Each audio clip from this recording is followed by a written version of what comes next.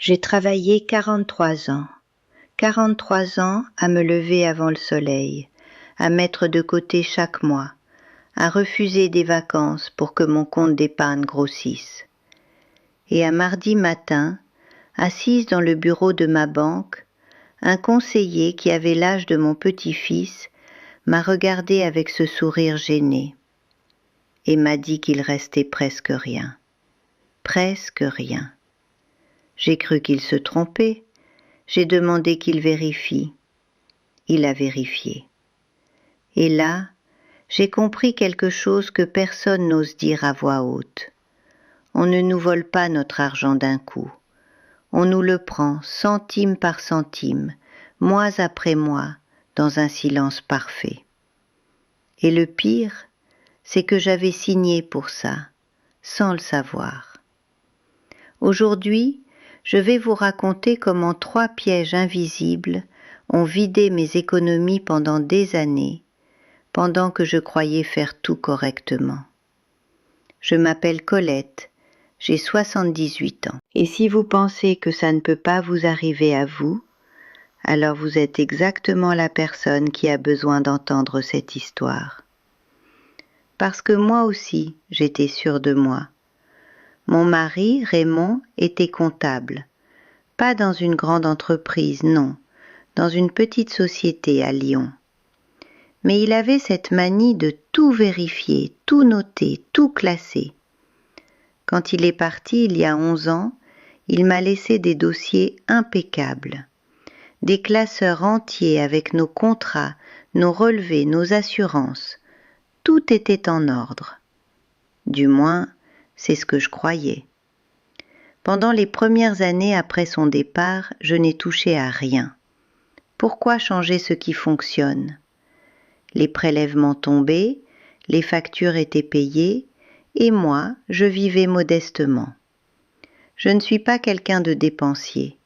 Mon plaisir, c'était un café au lait le matin avec une tartine, mon émission à la radio, et parfois un déjeuner avec ma voisine Michel le dimanche. Rien d'extravagant. Alors pourquoi mon compte fondait comme neige au soleil ? C'est Michel justement qui a planté la graine. Un après-midi, en épluchant des pommes dans ma cuisine, elle m'a dit quelque chose que je n'ai pas pris au sérieux sur le moment. Elle m'a dit « Colette, tu sais, mon fils m'a fait regarder tous mes contrats le mois dernier. J'ai failli tomber de ma chaise. » J'ai ri. Je lui ai dit que chez moi, tout était en ordre, que Raymond avait tout prévu. Elle n'a rien ajouté. Mais elle m'a regardé avec cet air que je connaissais bien, cet air qui voulait dire « tu verras ». Et j'ai vu. Mais pas tout de suite. Il m'a fallu encore 8 mois. 8 mois et un relevé bancaire qui m'a fait l'effet d'une gifle. Laissez-moi vous parler du premier piège, celui que j'appelle le piège du contrat oublié. Quand Raymond était encore là, il avait souscrit plusieurs assurances. Une assurance habitation, bien sûr, une mutuelle santé, mais aussi des choses que j'avais complètement oubliées. Une assurance pour les appareils ménagers, une garantie étendue sur je ne sais plus quoi, et surtout une assurance liée à notre carte bancaire, une assurance voyage. Nous, voyager. Raymond et moi, on n'a pas pris l'avion une seule fois en 40 ans de mariage. Mais quand il avait ouvert le compte, le conseiller avait glissé ça dans le lot. Avec un petit sourire, j'imagine, en disant que c'était inclus, que c'était presque rien, que ça pouvait toujours servir. Presque rien. 13 € par mois. Ça ne semble rien, hein ? 13 €. On ne se bat pas pour 13 €. On ne prend pas rendez-vous à la banque pour 13 €. Sauf que 13 € par mois, pendant 22 ans, faites le calcul. 3 432 €. Pour une assurance voyage que nous n'avons jamais utilisée, pas une seule fois. Et ce n'était que le début. parce que cette assurance pour les appareils ménagers, elle couvrait un lave-vaisselle que nous avions remplacé depuis 15 ans. Et la garantie étendue, elle portait sur un téléviseur qui était à la déchetterie depuis au moins une décennie. Des fantômes. Je payais des fantômes. Et personne, jamais, ne m'avait appelé pour me dire « Madame, vous payez pour des choses qui n'existent plus ». Personne. Vous savez ce que j'ai ressenti quand j'ai compris ça ? Pas de la colère, pas tout de suite. D'abord, j'ai eu honte. Une honte profonde, silencieuse. Comme si j'avais trahi Raymond. Comme si tout son travail de classement, toute sa rigueur n'avait servi à rien parce que moi, j'avais été trop paresseuse, trop confiante, trop vieille pour vérifier. Et c'est ça le vrai poison de ce piège. Ce n'est pas l'argent perdu, c'est le sentiment qu'on n'est plus capable, que les choses nous dépassent, que le monde avance et qu'on reste là, avec nos classeurs poussiéreux, à croire que tout va bien. Mais attendez, parce que le deuxième piège est encore plus vicieux. Je l'appelle le piège de la fidélité punie. On nous a appris, à notre génération, que la fidélité était une vertu. On reste avec la même banque pendant 40 ans. On garde la même mutuelle. On ne change pas d'assurance habitation parce que on connaît les gens. Eh bien, laissez-moi vous dire quelque chose que personne ne nous dit. Et voici ce que personne ne vous dit. Les institutions financières comptent sur votre fidélité. Pas parce qu'elles vous respectent, mais parce que votre fidélité est leur meilleur revenu. Ma mutuelle santé, par exemple.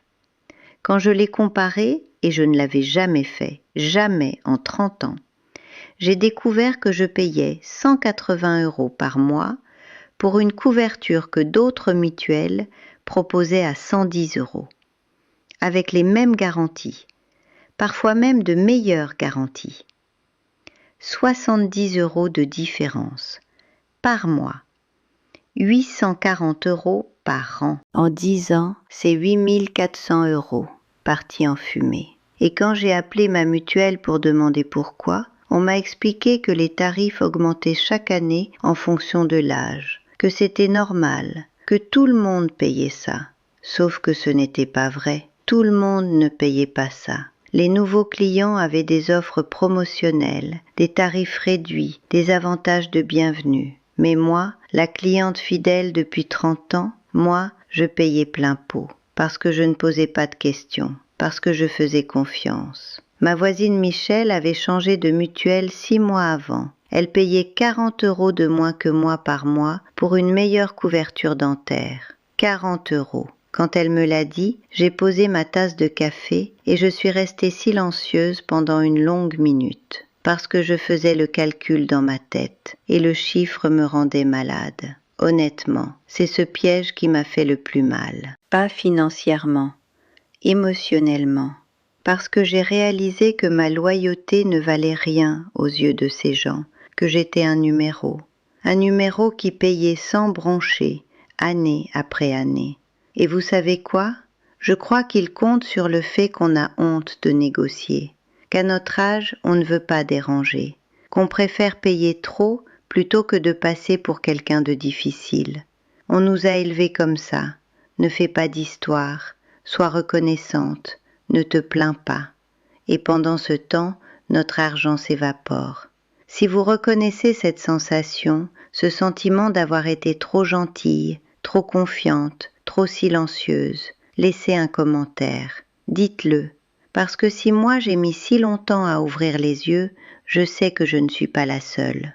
Et abonnez-vous, parce que ce que je vais vous dire maintenant, c'est le piège le plus dangereux des trois, et c'est celui dont personne ne parle, le troisième piège. Je l'appelle le piège de la gentillesse familiale. Et celui-là, il m'a brisé le cœur. Parce que ce n'est pas la banque, ce n'est pas la mutuelle, ce n'est pas une institution, c'est la famille. Je vais être très prudente avec ce que je dis, parce que j'aime mes enfants, je les aime de tout mon cœur, mais l'amour n'empêche pas la lucidité. Mon fils, Thierry, est venu me voir un dimanche. Il avait cette voix douce qu'il prend quand il veut quelque chose. Je la reconnais depuis qu'il a 6 ans. Il m'a expliqué qu'il traversait une période difficile, que les affaires n'allaient pas bien, qu'il avait besoin d'un coup de pouce, juste un prêt, temporaire, 5 000 €. Je les avais. Alors je les ai donnés. Je n'ai même pas dit prêter, j'ai dit donner, parce qu'au fond de moi je savais qu'il ne me les rendrait pas. Et je me suis dit, c'est mon fils, c'est normal. 6 mois plus tard, ma fille, Nathalie, a eu besoin d'aide pour payer les activités des enfants. 3 000 €. Puis Thierry est revenu, 2 000 cette fois. Puis un appel de Nathalie pour une réparation de voiture urgente, 1 500. En 2 ans, j'avais donné presque 15 000 €. 15 000 € que je n'avais pas vraiment les moyens de donner. Et vous savez ce qui me faisait le plus mal? Ce n'est pas l'argent. C'est qu'aucun des deux ne m'a jamais demandé comment j'allais, moi. Pas une seule fois. Il voyait le chiffre sur mon compte comme une ressource, pas comme le fruit d'une vie entière de sacrifice. Et moi, je n'ai rien dit. Parce que dire non à ses enfants, quand on est mère, quand on a 78 ans, quand on a peur d'être un fardeau, c'est presque impossible. On se dit, si je refuse, ils vont m'en vouloir, ils viendront moins souvent, ils appelleront encore moins. Et cette peur-là, elle est plus forte que tout, plus forte que la raison, plus forte que le calcul. On préfère se ruiner en silence plutôt que de risquer la solitude. Je n'ai pas compris ça tout de suite, mais le vrai piège, ce n'était pas leur demande.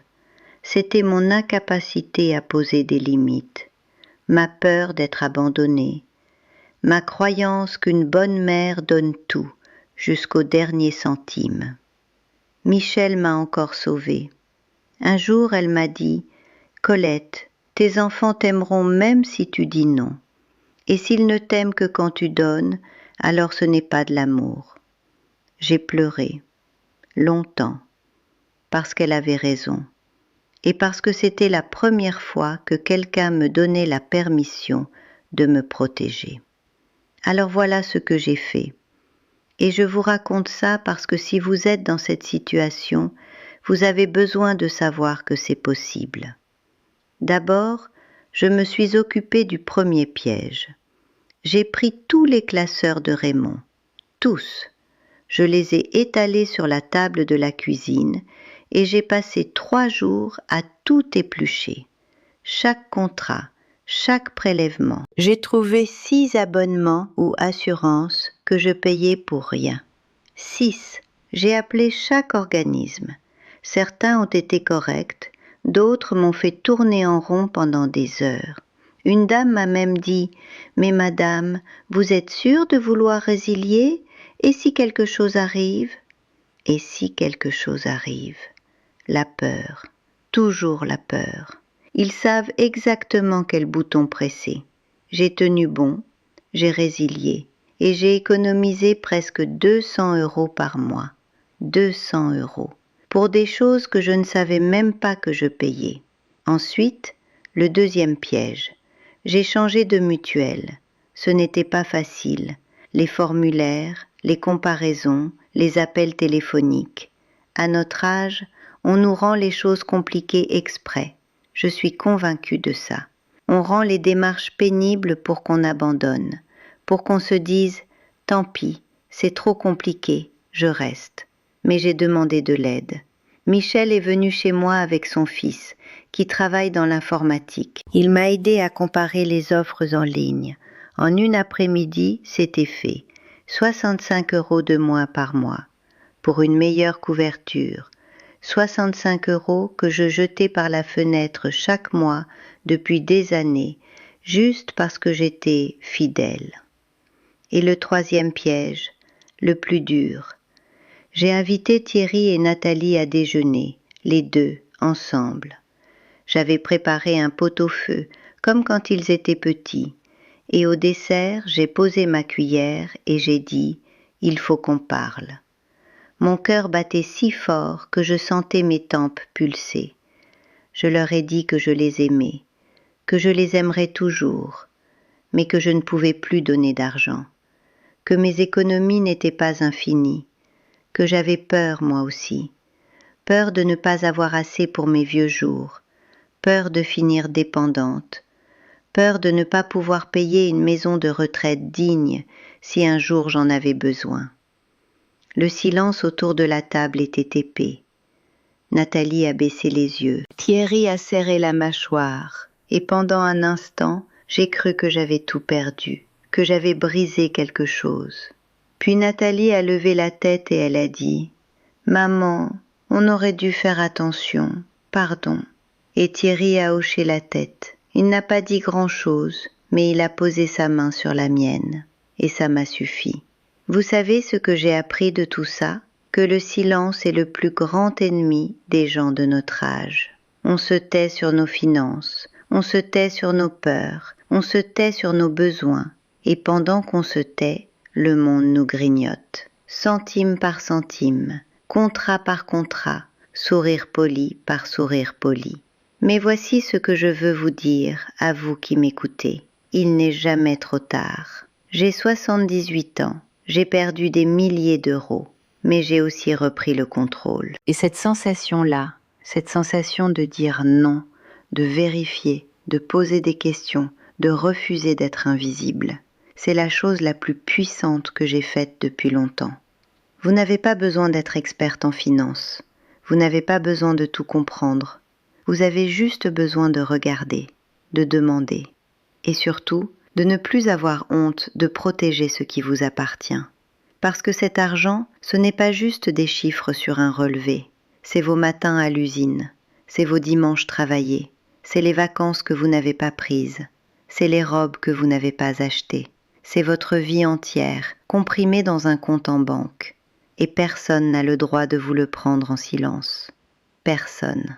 Si cette histoire vous parle, si vous avez vécu quelque chose de similaire, si vous connaissez quelqu'un qui pourrait être dans cette situation en ce moment, partagez cette vidéo, abonnez-vous et surtout, laissez un commentaire. Dites-moi quel piège vous a le plus surpris. Dites-moi si vous aussi, vous avez payé des fantômes. Parce que chaque commentaire, chaque partage, c'est une personne de plus qui ouvre les yeux. Et c'est une victoire contre le silence. Moi, Colette, je refuse de me taire. Et vous ?